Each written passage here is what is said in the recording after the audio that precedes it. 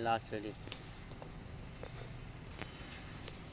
And start. Bengal के बांकुड़ा ज़िले में एक मालगाड़ी ने दूसरी मालगाड़ी को जिस तरह टक्कर मारी वह इसलिए गंभीर मामला है क्योंकि इसी तरह उड़ीसा के बालेश्वर में भीषण हादसा हुआ था जिसमें करीब 300 यात्री मारे गए थे।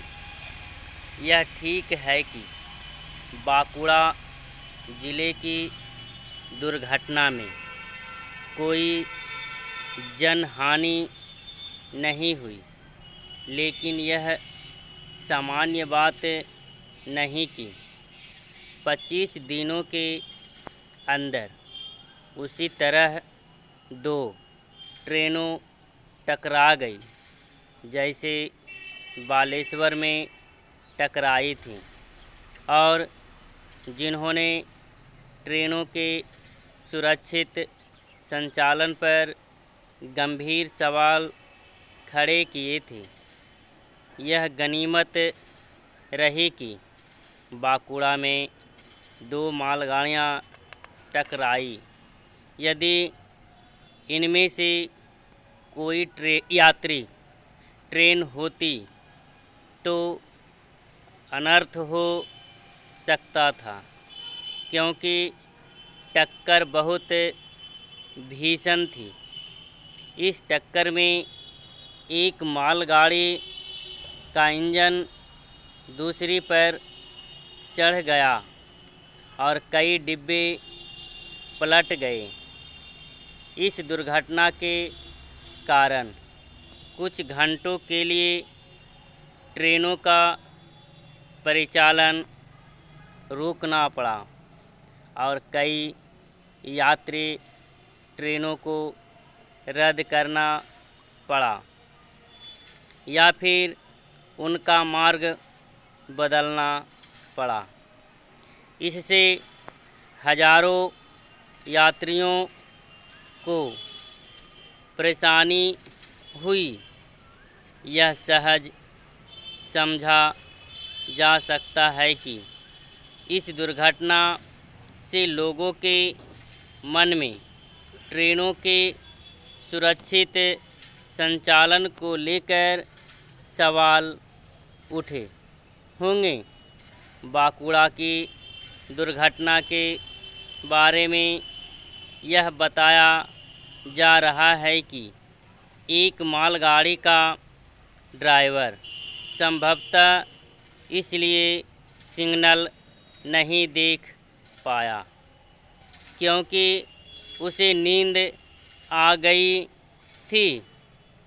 वस्तुस्थिति जो भी हो और दुर्घटना का कारण चाहे तकनीकी खामी हो या फिर मानवीय लापरवाही, उसकी तह तक जाना चाहिए। उन कारणों का प्राथमिकता के आधार पर निवारण होना ही चाहिए जिनके चलते रह रहकर ट्रेन दुर्घटनाएं होती रहती हैं। आमतौर पर छोटी मोटी ट्रेन दुर्घटनाएं जिनमें जनहानि नहीं होती चर्चा और चिंता का कारण नहीं बन पाती। लेकिन अब समय आ गया है कि प्रत्येक छोटी से छोटी दुर्घटना को गंभीरता से लिया जाए। इससे ही ट्रेनों के सुरक्षित संचालन को सुनिश्चित किया जा सकता है।